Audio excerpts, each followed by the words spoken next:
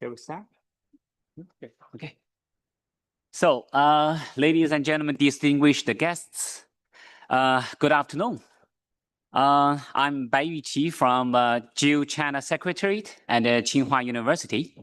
It's my great honor to host today's community event on behalf of Director Gao Xiang, head of both GEO China Secretariat and also China Science and Technology Exchange Center. Now, please allow me to introduce our four distinguished panelists. They are all with rich practical expertise. The very first one is Mr. Jin Guifei, member of GEO Program Board, professor of Beihang University, China. The second, Ms. Erin Parker, acting assistant administrator, Nestis Nova. Ms. Joanna Drake, Deputy Director General, European Commission's Director General for the Environment. The last one, Mr. Abel Romello, Executive Director for Earth Observation, South African National Space Agency. So let's give them a round of applause, a warm round of applause. Thank you. Yeah. This community event focusing on the title and also focus is from strategy to action, advancing national implementation of the strategy. So as we could recall, in November 2023, the post-2025 strategy Earth Intelligence for All was adopted at the GEO Week in South Africa. And later, at the 2025 GEO Global Forum in Rome, we further discussed its implementation plan. And meanwhile, the post-2025 GEO Work Program was also approved in 2025, which introduced a brand new research to operation mechanism, together with 6 focus areas and also 2 cross-cutting areas. So overall, we have a very solid strategies to enable GEO to advance this Earth observation in the AI era, and focusing on climate change, sustainable development, disaster risk reduction, resilient cities, and related international environment conventions. However, a sound strategy really relies on national level implementation.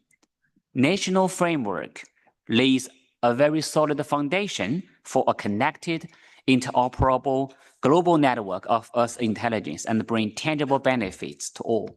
So this is actually why we are gathering today. We hope to exchange practice and expert experiences in national implementation, building consensus and jointly work out implementation roadmaps. So this section basically includes 2 parts. The first, panel presentations, and the second, open interactive discussions. So let's start the first part. And each panelist, you are cordially invited to spend 5 or 6 minutes sharing your progresses in national or regional implementation. Could be policy integration, alignment with national AI infrastructures, and building integrated industrial ecosystems, and something like that. So I will cue each panelist in order, and the very first one, and Mr. Jin Guifei, you are invited to take the floor. Thank you, Mr. Moderator. Dear guests, dear colleagues, it's my great honor to be here to introduce how about the progress, how about the challenges of fishing in China. We believe the national Earth intelligence system will provide a very solid foundation for the Earth intelligence system in global scale. After the document, Earth Intelligence Implementation Plan released last year in Rome, it's gives very, very good guidelines for the integration of artificial intelligence and Earth observation applications system in China. When we want to apply the budget from government and to attract the investment from the private sectors, with facing multi challenges the most important issues is we cannot describe very clear about engineering and the technological framework of the construction of Earth intelligence system in China. This means we don't know how about the detailed work package or modules of the system. How about the indicators of among different department? And also, we're not clear about the full system operational pattern. So this very bring the problem of how much money you want from government and from private sectors. We can look back from the GEO's construction. 20 years ago, we began to build the GEOs.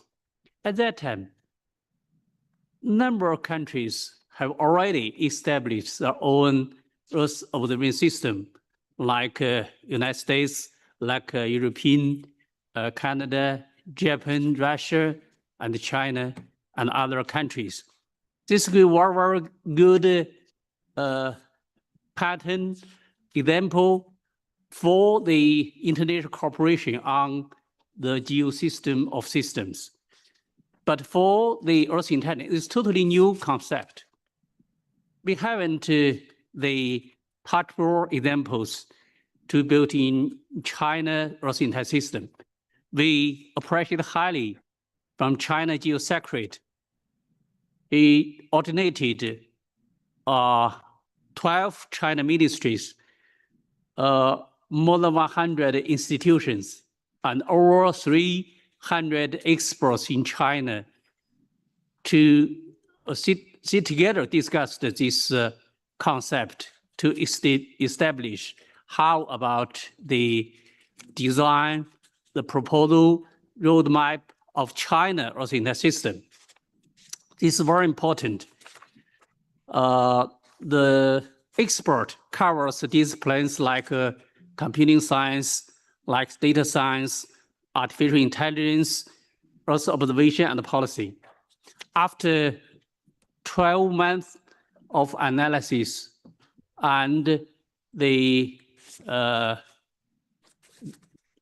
dozens of meetings, discussion, now we have a very preliminary proposal for the Earth intelligence system. These systems include 5 aspects. First is the physical model, the large physical model or world model systems. This morning, the Madam Director Yana also mentioned the World Economic Forum anticipated by 2030, the revenue of the Earth observation system will reach $3.8 trillion US. If we convert this revenue to the service of the token from this Earth intelligence, this means the daily usage of Earth observation token need no less than 100 trillion times by 2030. So this is the target of why we call this is the large industry, large physical or world model systems. We hope we can interoperate with other countries, other institutions, other industries models together to support this service. Second is the data sharing. Now we have data sharing, but if you achieved this large model, this means every bit of Earth observation data is necessary to be accessed by this model for training, for deployment. So we can say nowadays open and free principle is very good, very excellent principle, but it needs to upgrade to include every bit of observation data to light the large physical model, world model, to be trained and be deployed. So we need to upgrade this principle. Maybe we need to think about using the AI technology for the privacy protect and benefit model to promote the circulation of all the Earth observed data, including high-resolution images in situ data. The third one is for the computation platform. This morning, Academician Wang also mentioned some progress in China. We were lucky. Just about end of last year, Chinese government declared a strategy for the computation and electricity integration. And this will open the national high-performance computation grid to every specific area, specific fields, including our Earth observation. We hope, based on China's computation environment, we can collaborate with some other countries' computing environment to provide the global computation service to support the Earth observation mission in global scale. The fourth one is applications. First is the fourth is for the government, from the public, supported by government budget. Public intelligence, not in China, we selected 11 ministerial to establish the Earth observation intelligence system, like the agriculture, like the emergency rescue, like water resources, like the houses. This is very important. And from last year, actually, we paralleled to promote the discussion of this China Earth intelligence system together to promote some specific pilot project inside the ministries. One interesting scenario notice emerged inside one ministry, just like take the food and the agriculture and the food security as an example. GeoGlame is one of our flagship. In China, when we integrate artificial to support China, the GeoGlame system, very closed operating system integrated very easily to the system, like the monitoring of soil moisture, like the fumigation, like the pest prevention, like the marketing.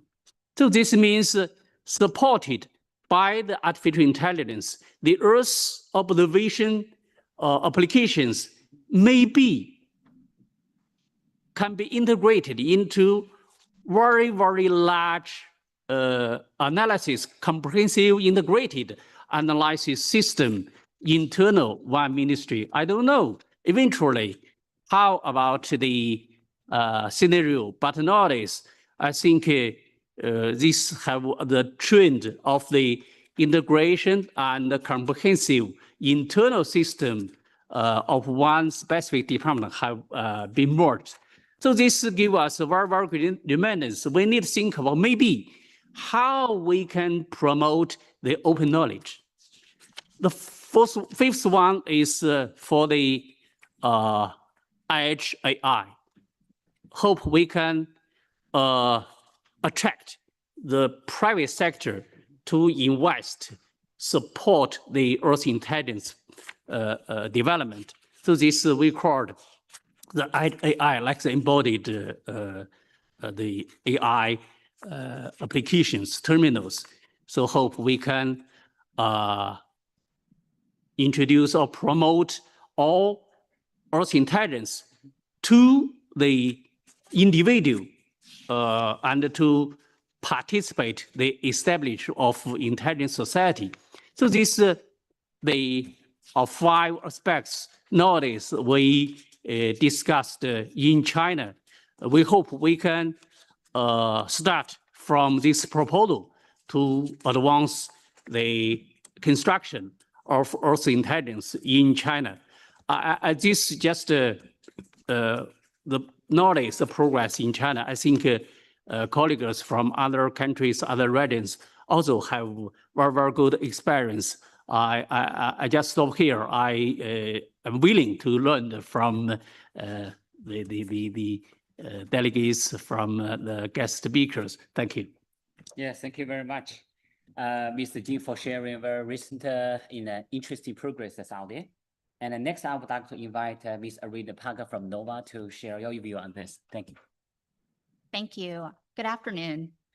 As we look toward the next decade of Earth observations, it is clear that our collective mission has moved beyond data collection. We have entered the era of Earth intelligence. For the United States and NOAA in particular, the transition is rooted in our core responsibilities, the protection of life and property.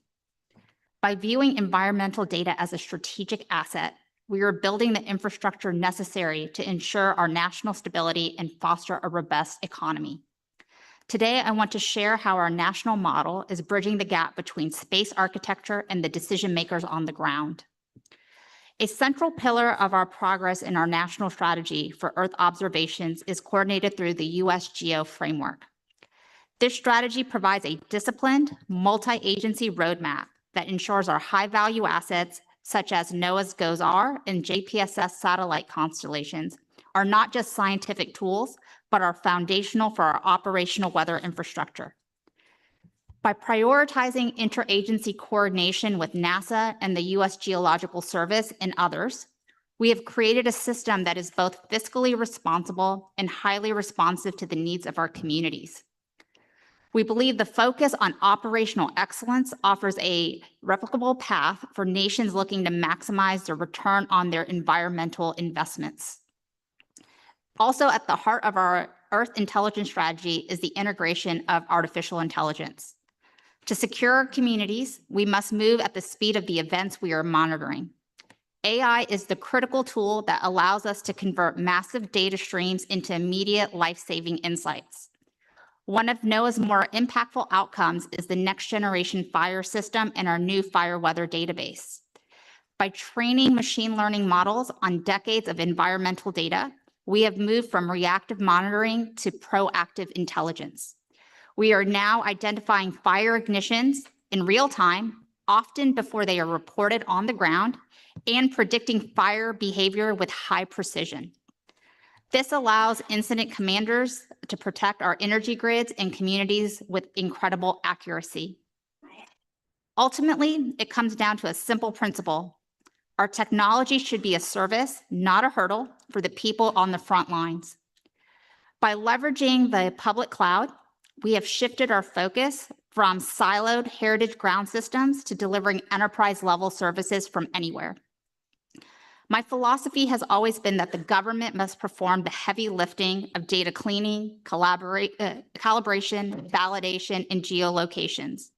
By doing the technical work at the source, we provide a gold standard on data for free and open basis that is both trustworthy and ready to use. This approach is designed to lower the barrier of entry for private sector innovators. We recognize that for small business and local emergency managers to succeed, they shouldn't have to spend their time on data engineering. By managing these complexities ourselves, the US allows the market to focus on innovation, ensuring that the technological edge translates directly into economic vitality. And here, the US is excited to see that the GEO Innovation Fund is moving forward on a pilot basis. In conclusion, the US implementation of the Earth Intelligence Strategy is built on the belief that better intelligence leads to a more secure and prosperous nation. Through our National Earth Observation Strategy, our advancements in AI-driven disaster monitoring, and our commitment to providing ready-for-use data, we are all working to provide reliable environmental intelligence to our domestic and our international partners. In the end, we have 3 key messages I want to stress. Earth intelligence is a strategic asset for security for the United States, that AI transforms observations into proactive protection, And lastly, the US government and other governments must do the heavy lifting to fuel innovation and bring the private sector and other communities along with it. Thank you.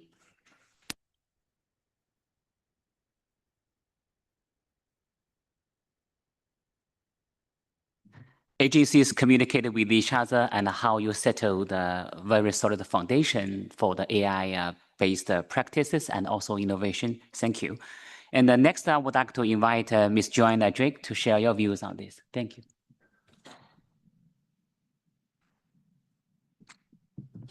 Thank you very much, Yuki, for the opportunity that you're giving us here. I think this is really an important evolution that needs to be, I think, the general approach going forward. And it's good that there are some good practices already that could really work also at the national and the regional level. So I think that would be my appeal in general today. But let's start from the beginning.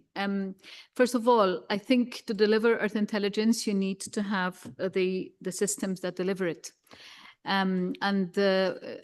Talking, of course, from the European Commission and European Union point of view, and coming specifically from a department that runs the world's biggest research and innovation program, which hopefully, fingers crossed, is set to be doubled with the upcoming budget in the European Union, of course, subject to a year and a bit more of negotiations still to go. The European Union has been committing itself over the years through the program to have the Earth Intelligence Instrument in place. And I mentioned a few instruments here, like, for instance, and drawn, of course, from the implementation plan, also that GEO has prioritized, for instance, Tembo Africa, co-developed together with the local stakeholders in order to deliver a flood warning, early warning system, for instance, as well as a water reservoir management system in Zambia and seed security in Ghana. Another project, Earth Observation for EU, developing artificial intelligence powered tools that support maritime weather routing optimization or addressing food security, for instance, challenges. A lot happening, but still more to be delivered and more to come. In the work programs that are currently have been adopted after the GEO strategy came into being, we added a topic called Delivering Earth Intelligence to Accelerate the Green and Digital Transition with a budget of 15 million euros. Two projects with very sexy names will start very soon, and that's the eGenesis and the other one, Oasis, probably inspired by the well-known British bands, but we are not offering a free concert for that. They haven't agreed yet, at least. So apart from the data of the instruments and apart from all the jokes, I think that we need to be really like ahead of the curve in terms of what data do we need. So that is still a need that we need to keep really, ahead and really on top of things in order to plan ahead for the budget, because this doesn't obviously come by itself. So, for instance, we published another call with another 12 million budget on the use of artificial intelligence for creating Earth intelligence solutions for sustainable competitiveness and policy making as well. Why? This obviously starts building the gap, bridging the gap with policy making. The topic science for policy is becoming much, much more on the forefront. And this has, in itself, the topic has attracted more than 50 proposals, which are currently actually under evaluation. So it's a very active area where people are really thinking, not only thinking hard about the topics and really crafting, their place in where they'd like to be in the constellation and the ecosystem, but they are seeing that the ecosystem is also necessary. Of course, we should not forget the ocean observation, which maybe is not getting enough attention via GEO, but we should also draw to the attention more and more to our decision makers, because the need for ocean protection and supporting the resilience via our oceans is more on the forefront. So what role do we play, again, as EU now to, as also Irene has mentioned, in order to federate, if you like, the data and to make it sharper and more sort of surgically integrated into the policy making and maybe provoking a policy making and the right policy decisions. We have also an instrument which is called GEO Blue Planet, which is playing an important role in coordinating the European and the global activities. This morning, I also took part in an activity on the ECVs in order to, again, make sure that there is a mechanism to manage the data chain. But I think more specifically, since the EU is also made up of member states that are in themselves sovereign and more wanting to draw on these federated data and federated mechanisms to make sure that their ecosystems are actually being fed by the right data and the amount of data they need, more relevant to their particularities, to their realities on the ground, but more importantly, to their, shall we say, policy-making mechanisms as well. And I think there you have to not just create the data and then hope that there will be inspiration and collaboration later on. I think, again, this point was made, you have to start with that in mind already. You already have to have a collaborative approach, a structured approach. When you take initiatives, even at European level and programs at European level, you would have already had to have a view of where this is going, of where this should end up in the national levels as well. Of course, it's the national governments and regional governments that would have the right answers to the exact questions, but they need to already have been in the collaborative effort. So I think even GEO activities themselves, I think this is also something that we could also, and we are through our activities in GEO, using our influence, if you like, of the good practices that come out from these experiences to have activities more and more in GEO that need to be based on more on a user-centric approach. And the national and the regional stakeholders also, which is reflected in how GEO is set up as a structure and needs to operate even more going forward as that sort of structure, more collaborative. They need to also to be integrated from the activity, and therefore the product needs to be nearly immediately available for these stakeholders. Because, of course, it will not be the perfect fit, but there'll be quite a number of elements that, in the data and in the design of the data would have already been conceived with those needs in mind, and also with the end user in mind. I think it also helps that you have bodies like the UN, not least the WMO itself, but also with the broader UN bodies that in themselves are responsible for the maintenance and also the protection, conservation, and sustainability of the environment, these bodies create laws and create conventions, like, for instance, the GEO LDN, to combat desertification, for instance, and to provide governments with information and also helpful tools. So I think that in itself helps this ecosystem really, and for the regional and the national level to actually be ready to receive the data and to make the best use of it. I think that the promotion of the GEO data and the sharing principles, the in situ strategy or the tools developed by the community, in situ requirements, GEO value for estimating the economic impact of introducing Earth observation in your value chain can also help you match the value of the data with the national requirements, and these would be also available, which would be already available in the GEO community. And I think the regional GEOs have a particular role to play there because they would know, and they are closer to the local reality, the local needs, the local prevention needs as well, and that can help to continue bridging the gaps. From our end, we have meaning from the EU level, which, as you know, worked hard as well to create the legislation and to translate legislation into actionable targets, even for the member states.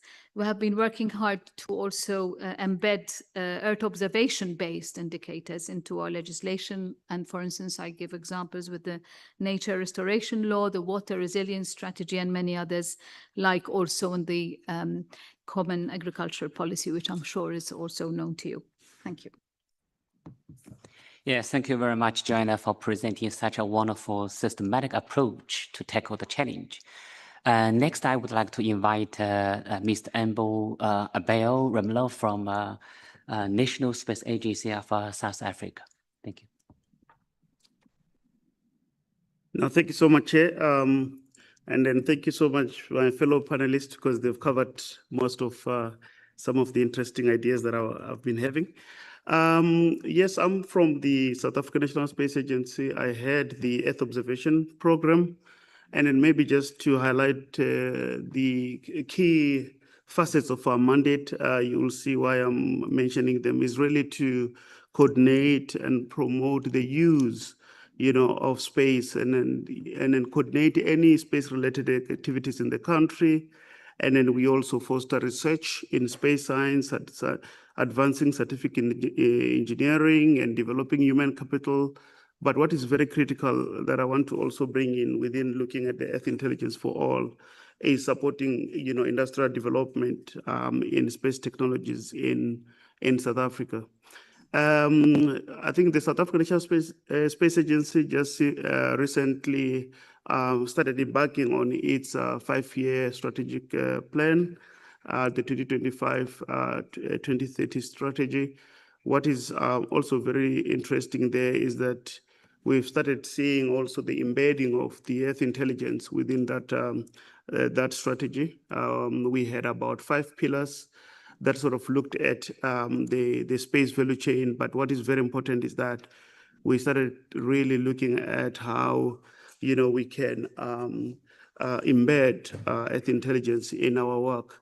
And then as part of the support, I mean, we are supported a lot by our shareholder, the Department of Science, Technology and Innovation, in terms of looking at how we can implement some of this aspiration. One of the key initiatives that we are doing in the country is developing decision support tools, which you could actually term as Earth Intelligence tools for different thematic areas, for water, for disaster, air quality, agriculture, biodiversity, energy, mining, and maritime and awareness as well, forestry and health. You can see that most of these nicely crafted thematic areas are responding to some of the challenges that we face each day in the country. And then also they are aligned to some of the GEO program, which makes it much more easier for the collaboration as well at international level. I think the core for the development of these decision support tools is to co-develop them with the users. We did in the past few years rigorous user requirements in the entire country, looking at what are some of the tools would be required to solve day-to-day problems. And then for this year, I can say just 2 months ago, we launched about 3 decision support tools, one on the disaster and another one on the water quality, and then the third one on the air quality. Then the rest that I was mentioning, we are going to develop and co-develop them with the users as well, making sure that they can easily be mainstreamed into policy development and improving decision-making processes as well. And what is central on those tools is also to ensure that they have predictive capabilities, and it also provide early warning systems so that we can start having more proactive response to the challenges we face, be it disaster. You would have seen recently in South Africa that we've been struggling a lot with the floods, but we want to make sure that Earth observation assists in the process of the entire disaster management cycle.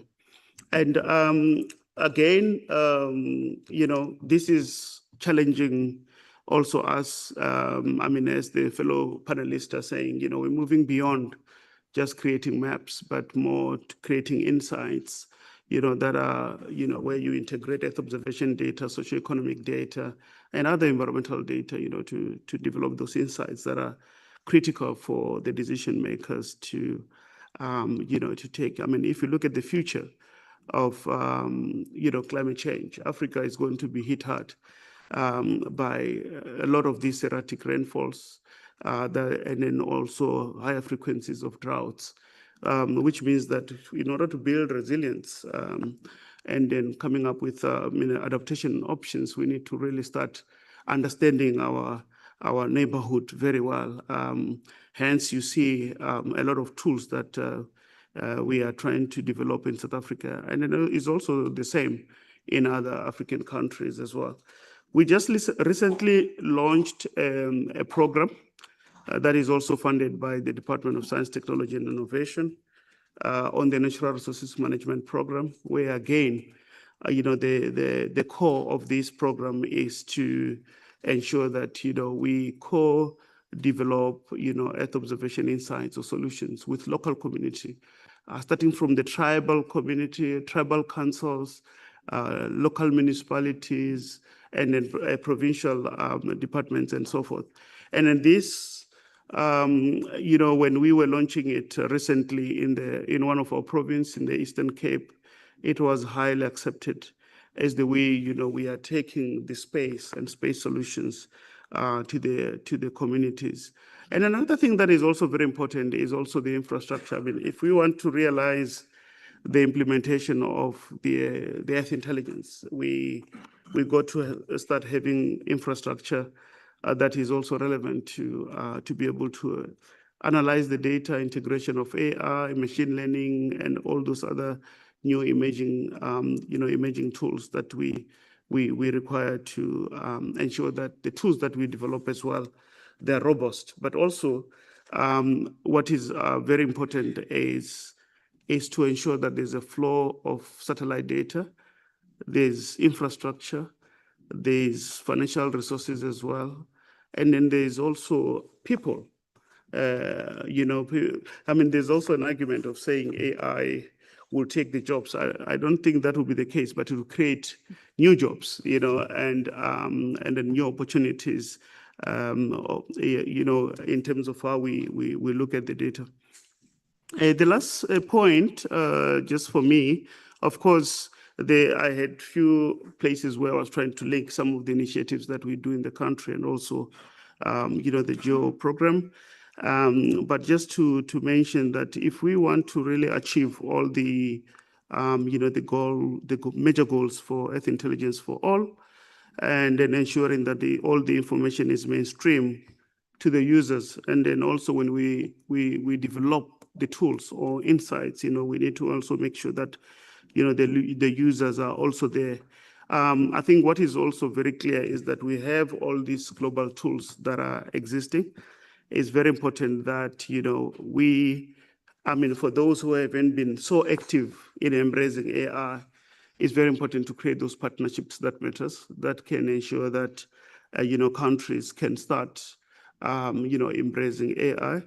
And then I think also looking for the partners that are already advanced in this would sort of create that sort of process that we need to embrace AI, because it is the future. Developing solutions for the people with the people, using the local data, that's for me really key. And I think that is the aspirations of this strategy. Of course, mobilizing resources, there are issues of data. Colleagues spoke about data sharing. That is very important, especially if you have to respond to things like your disasters. You need high resolution data sets, and those are not data sets that are just freely available. But I guess with partnerships, data sharing mechanisms, we could try to explore and ensure that we ensure that other countries that are perhaps lagging behind, they can catch up on that. I think for what I appreciate also about GEO is that there's this platform that is there that gives people opportunity to share experiences and knowledge, and then that way also involving the youth, involving the startups and SMMEs, like we also support such in South Africa, and then also ensuring that the government is involved, or all the decision makers are involved. I think for me that is really core. I just want to thank you, Chair, for that. I hope I didn't pass my 5 minutes mark. Yes, thank you, Abel, for sharing the very recent good achievements out there. And so far, the discussion this afternoon is around our keywords of Earth intelligence, and we have witnessed the good progresses and achievements out there. And then let's shift the focus to the second word, for all. As we could see, we are facing a big challenges out there, and a digital divide, and also unbalanced world. So beyond the individual good progresses on each individual country, and then I would like to invite the panelists to share your advice on helping more countries to build their own local Earth intelligence systems. So basically, a kind of the more the merrier scenario, but what would be the approach? And what would be the guidelines? And what would be your advice to enabling that scenario? So let's follow in the same order. I would like to invite Mr. Jin Guifei to share your view on this. Thank you. Thank you. I think this strategy is Earth intelligence. So the cooperation among countries, among all member countries or member organizations need to be more closely compared with before. This is also got a common understanding in China from the government, even the central government, the state council, ministries, and the private stakeholders. So I think for the advancement of the Earth intelligence strategy, China willing to collaborate with international partners more closely than ever. We pay more attention to Asia and the Oceania region. This March, the AOGO meeting happened in Beijing. All the participated experts introduced that domestic progress in technology, the planning, requirement of the Earth intelligence. This is just one small step for us to hope to work together. I think three issues China want to emphasize the cooperation with other countries. First is for the interaction of all enabling mechanisms, like the open data, open knowledge, the construction of the physical model or world model. This is very important. We don't think one country like China can promote the Earth intelligence by China itself. No, we must cooperate with other partners and more closely. Second is we hope we can, according to the goal of the Earth intelligence strategy of GEO, to help developed countries to cultivate younger talent engineers. The GEO China Secretariat helped us to draft some proposal for this issue. We hope we can debriefly the program of 1055 project. We hope in next 10 years, we can collaborate with 50 developing countries to help them cultivate 50,000 young scientists to let them work together with Chinese scientists to have the capability to using the artificial, the data reasoning, the physics model, and provide a service.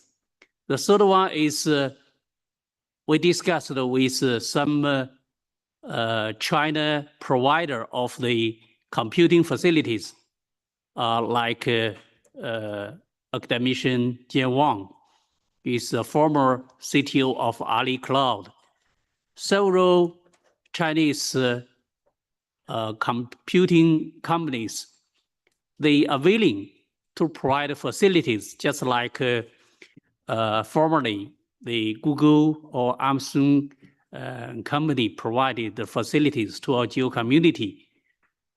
In next 10 years, they can provide 35 million car hours for the developing countries to cooperate with them for the training and the deployment of their own physical model, and to test the service from the using Earth observation technology from the situation assessment to the decision making. This just some idea about the collaboration. We hope through this collaboration, we can collaborate with partners to co-construct the Earth intelligence and help more countries to jointly using this technology and to promote the intelligent society together. So thank you. Yes, thank you very much, Professor Jing. And now I would like to invite Ms. Irene Parker from NOVA to share your view. Thank you. So my perspective is this. We are a global community. We have global Earth observations. There are nations that have more observations than other nations. And so there is sparsity in Earth observations globally. But what we are used to is having remote sensing capabilities and in situ capabilities. But we have to now account for the fact that right now we will also be having predictive observations that we're going to have to take that into account.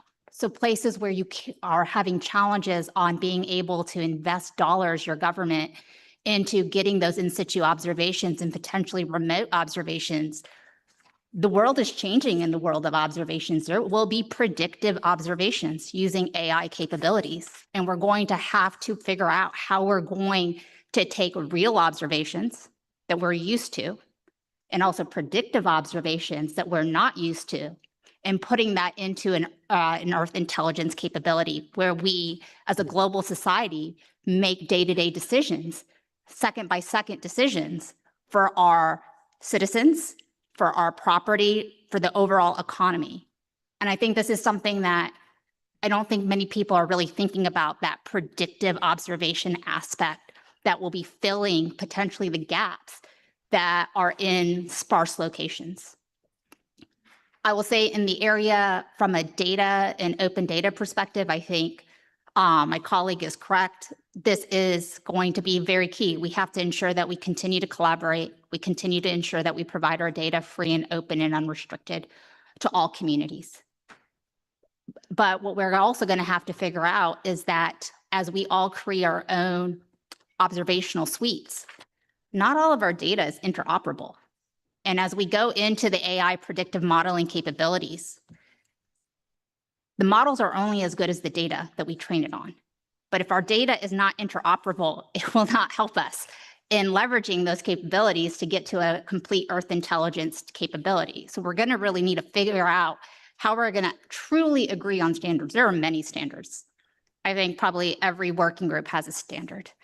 We need to get to some agreement on standards. I know in CEOS and CGMS, at least on the satellite side, we're working on that. But I think this will be really key, especially in the in situ area, especially if we're really going to try to execute the phrase Earth intelligence. The other area I think we're going to have to talk about is commercial industry, right? Commercial industry exists to, in a way, they are serving a good, but they are also, there's a reason they have financial backers. They need to be able to also make money off of these capabilities. And we're going to have to figure out when there is the concept of, government backbones and commercial, how are we going to be able to integrate that data to be able to inform saving lives and property? And will they put restrictions on that data? And as a community, as a global community, are we going to ensure that we want to ensure that the commercial data that we are going to integrate into Earth observations and the Earth intelligence is also going to stay hopefully free and open? It's something that we need to truly consider as those companies are launching satellites or providing different sensors on the ground. We have to take that into account. The last thing I would like to say is that, NOAA right now, along with NASA and USGS and the overall US government, we're putting a lot of effort into our AI capabilities, not just in numerical weather prediction, moving away from physics-based models, but into the AI models. We're also looking at it for overall decision support for Earth intelligence. So to name a few, we have a capability that we've launched called Prob Severe, which is basically probability for severe weather. And over the US, we're basically looking to see if certain thunderstorms are going to cause severe weather before it actually happens, at a minimum of 60 minutes in advance, ideally 90 minutes in advance, because that will help people make important decisions to save their lives, save their families, et cetera. These are the things that we're hoping as a part of being a part of the GEO community, that we can show how we can leverage these types of tools and provide it also to the GEO community, and specifically to local and regional communities, so they can also leverage these types of capabilities. But overall, I think, in 2035, like, GEO has to keep up with the changing of the times. I think that's the most important thing. We cannot stay stagnant, because if we do, everything that, Jana talked about earlier today about the global economic aspect of that data, we won't be making very informative decisions. So I think it's really important that what GEO brings to the table is it brings together all these communities internationally to work collaboratively together, to bring their data together, to provide technology type information and services, and bring it to the hands of the community. And that's going to be extremely important, that we do not stay stagnant as technology changes. So thank you, Chair. Yes, thank you very much, Ms. Arena, for sharing your view on this. And then would like to invite Joanna Drake. The floor is yours. Thank you. Thank you, Chair. Yes, various challenges, and I agree with all that has been said before.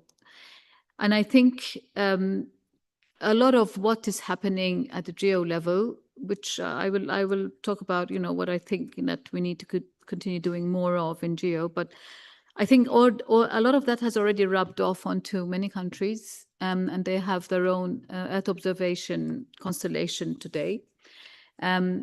Not only talking about Europe here, but these are the countries we know best operating in the European Union. So that is already good, and they do know that there are dependable bodies like GEO, for instance, on which they could also draw for their data and for what's coming. Also the predictability part, and also how AI can help them there, and how they are well placed also to inform their policymakers at the right time, because I think time is also of the essence. But I think the challenge is, at the end of the day, apart from all this, is still, I see it, to make a pipeline from research to actionable, to an operations action. In other words, it's not that obvious still, and nobody really has the exclusivity, or rather the best way of how to do it, because it really needs to be adaptable to the needs. And I think this still will always remain a challenge, no matter how sharp we are and how well the data is developed and how free it is available. All of these things we take for granted, and I have to insist that I really do think that bodies like GEO need to be the main body on Earth observation, to insist that it remains open and free and available to all, and that no country is left behind. But this remains a challenge, having that pipeline, translating that data into actionable action, which actually helps not only the policymaker to make decisions, but actually to have the impact on the ground, and to take the decisions that Irene was talking about at the family unit level, for instance, or even individual level or property level. So I think that remains a challenge, and I think this we need to be a little bit more, open about, clear about, you know, the pipelines, even career pipelines need to be clear because as also it was said by yourself, you know, the skills are not to be taken for granted. The investment in skills and how far and which skills are we talking about? Combining which skills? Is it just Earth observation skills that are needed, or even is it more about, you know, how to turn that into innovation, how to make it, how to make knowledge really actionable and really pertinent, you know, for the region and for the territory and for the locality. So I think all this needs to be somehow packaged better, needs to be communicated better, needs to be more inclusive. And I think all this package means empowerment, and empowerment as close as possible to the citizen, a decision-making level that is really close to the citizen. Now, of course, this doesn't mean that the money will come from everywhere, because sometimes there is also an end to that. So somehow, you know, the commercial packaging in needs to be also somehow part of this. And we also need to be able to decide, you know, what could be, you know, really commercialized as it should be in order to, you know, also keep encouraging the investment, as opposed to what should be available free, and, you know, how that packaging can be really decided upon going forward. So I think we have to be the ones, I think, in GEO, the European Union, in collaboration with the other big collaborators that are already quite advanced in how they are developing their own work plan and how they see the needs developing.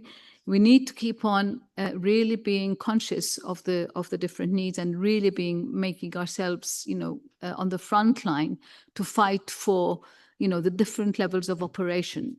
Like GEO, for instance, being the governance body for collaboration, you know, at the big level, for the political decisions to be taken, and also to make sure that data provision should be as far as possible free and open to all.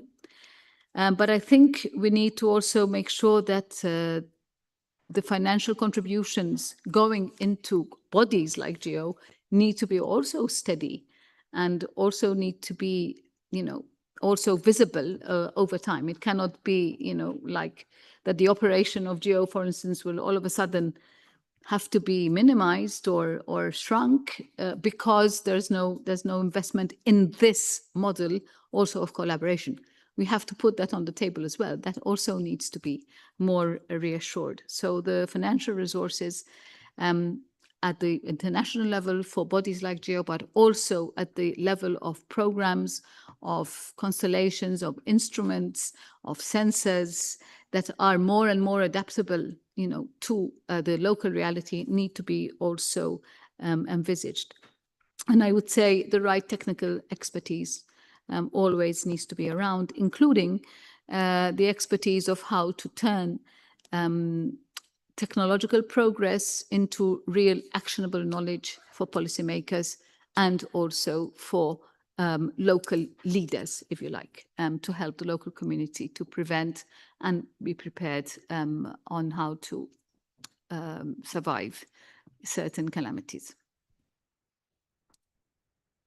Yes, thank you very much, Joanna, and for your kind of sharing.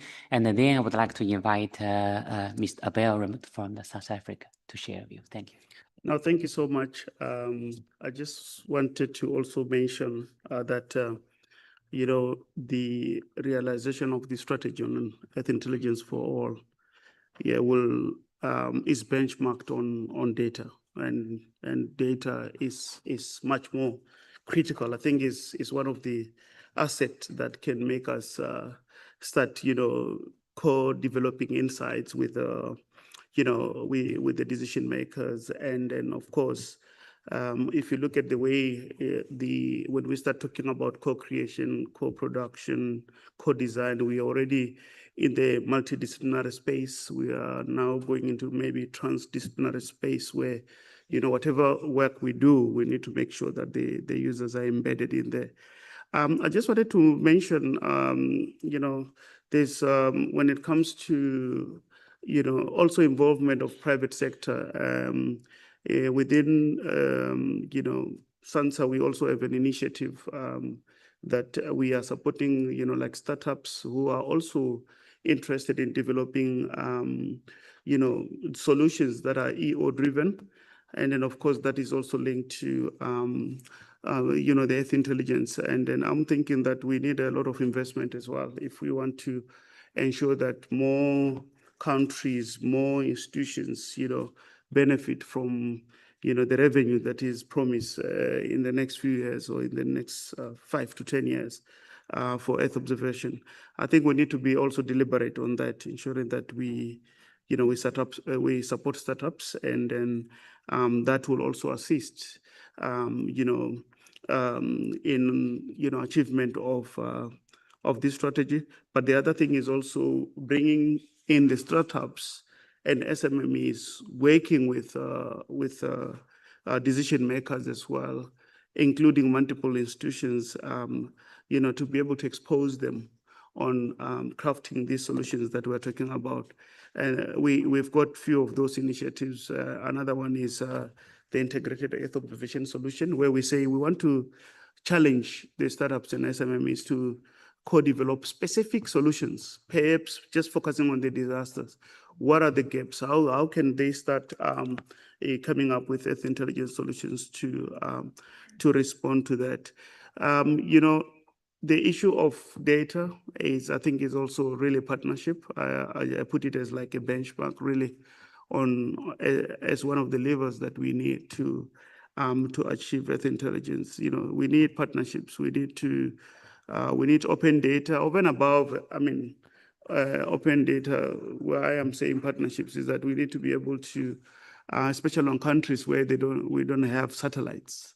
We need to start, benefiting from some high resolution images that are being acquired in the advanced nations. I think for me is advanced nations or advanced institutions having, tested these systems, having developed the tools, should be also sharing that sort of knowledge with those nations that are rather not advanced in terms of the space. And in that way, we will be holding each other by hands and then moving on, and then to ensure that Earth observation works for all. Then it becomes Earth intelligence for all. Thanks. Yes, thank you very much, Abel, and for sharing your view on this. And I know the time flies. We only have about less than 10 minutes, but I would like to take this opportunity to open the floor for one or two quick questions. And if you have any questions, please raise your hand.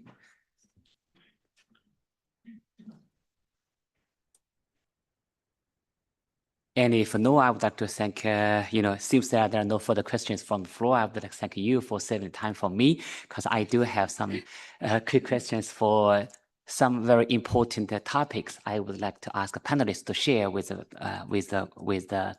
audience.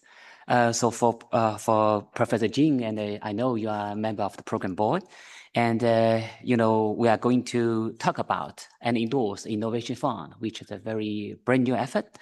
And do you have,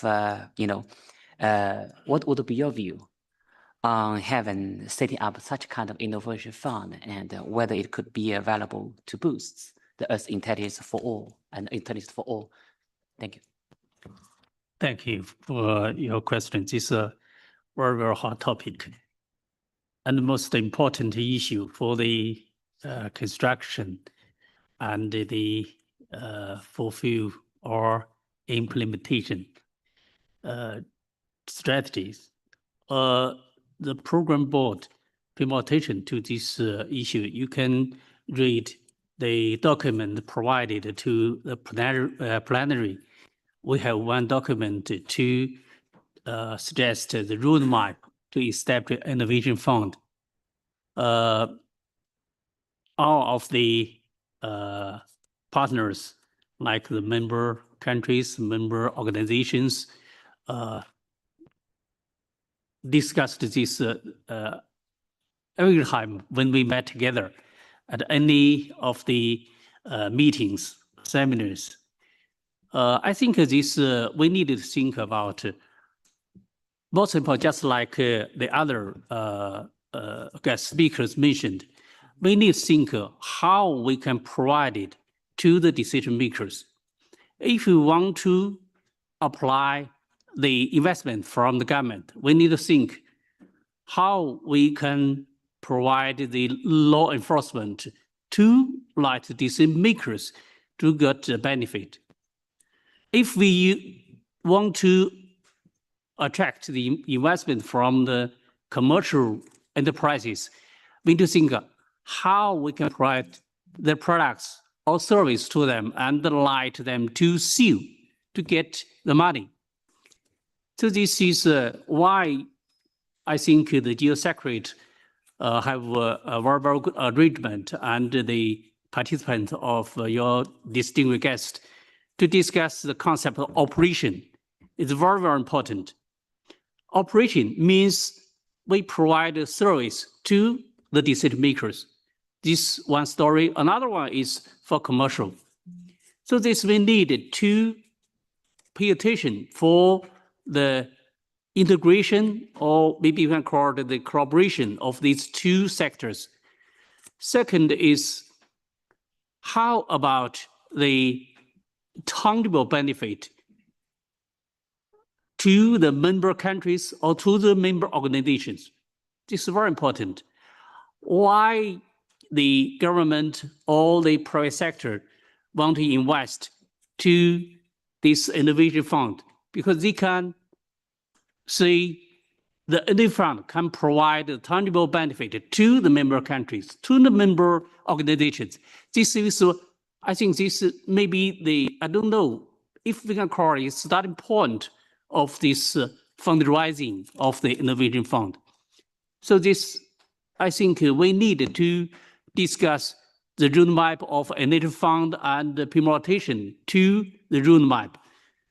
The target, my personal view, we need to think about to provide the tangible benefit to everyone, because we have the strategy of Earth Intelligence for all, and to let everyone to know GEO can make benefit to them for commercial and for law enforcement. So thank you.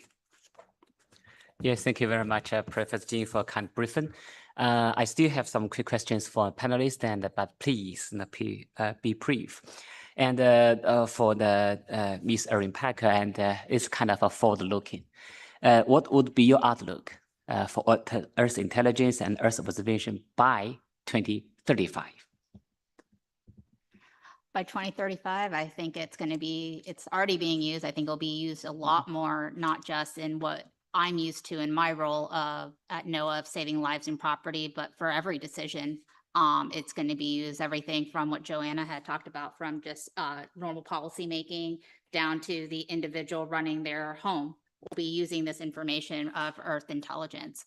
But I think the biggest thing I'm going to see that what GEO is going to be able to help do is, I think, the collaboration amongst all of our countries and members will be the key thing. And I think that's going to continue to stay strong, and it's going to keep getting stronger. And so I see that more members will join and that there'll be just more collaboration associated with it by 2035.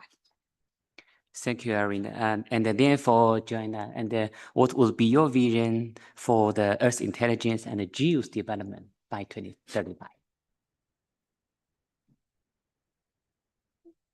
I have to concur with what has already been said, and in a way that I already have partially at least addressed, that I think GEO needs to represent, the body, the reference body that everybody, meaning the governments, meaning the organizations, the technical experts, but also the commercial developers, if you like, of solutions need to sort of refer to.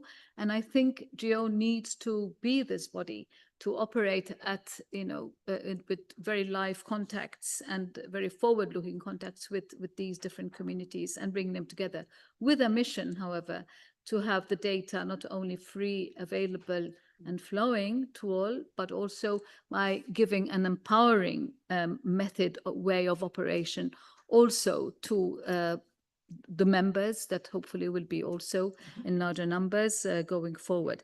And in a way that finds different ways of how to solve not to the detail, of course, but encouraging that more and more solutions are made available for the larger audience. Because I sincerely believe that it is only through bringing this collaboration and making it as live and as relevant as possible and forward-looking as possible that we can actually not only survive as GEO, because I don't think GEO needs to be there for itself, but it needs to be there to make sure that the message is clear, that it's only through live collaboration that, Irene spoke about how the systems talk to each other or not, and how the standards are developed or not. And I think this is going to be the key of whether this machine is going to be oiled really to have the solutions to create the impact that we want on the ground, finally. Thank you, Joanna. And for the Bill, and my question is that let's face the challenges right now. So as the two co-chairs representing developing countries, what would be your vision about the major demands of developing countries if they would like to set up a national Earth intelligence systems and development? Do you mind to repeat that question? I think I missed. Developing countries and African and, no problem, no. Exactly. Sure. No, thanks. No, I think there's, if you look at also the involvement of African countries as well, you can see that we are really embracing the, Earth intelligence. And then there's, I just gave examples of what we are also doing in South Africa, but also in other African countries, there's a number of initiatives that are related to what I just spoke about. Of course, with amplification of the regional GEO as well, Afri-GEO. And then you can see also that the interest of Africa is growing with now the just recently established African Space Agency that will be also facilitating the coordination of all these space related activities across Africa. I can say that for Africa, it's important that we go this direction of really embracing Earth intelligence, because we've got a lot of challenges that requires, these tools to assist us to, take decisions and improve agricultural production, issues of disasters as well that are becoming very common in light of, climate change and so forth. Then I'm thinking that, the demand is high. But also, in order to fast track that, it can only be through partnerships. Thanks. Thank you very much, Ariane, and thank you. I would like to sincerely thank all the panelists for your valuable insights. As you have mentioned today, the translated in strategy into tangible actions, we need to prioritize 4 key areas: enabling emerging technologies, users and applications, seamless collaboration, interoperable systems, solid foundations. And you also mentioned about the youth empowerment. I would like to remind you several key agenda items in the coming plenary. The program board for the innovation fund, and also for the infrastructure implementation, and also for the insightful data strategies. There are some very solid foundation issues that I would like to, please pay close attention to those important agendas. So with that, I would like to thank, let's give a panelist another round of applause for their kind of sharing and also presenting. And also would like to thank you for all the participants being with us this whole afternoon. And I would like to say this community event is now concluded. Thank you very much.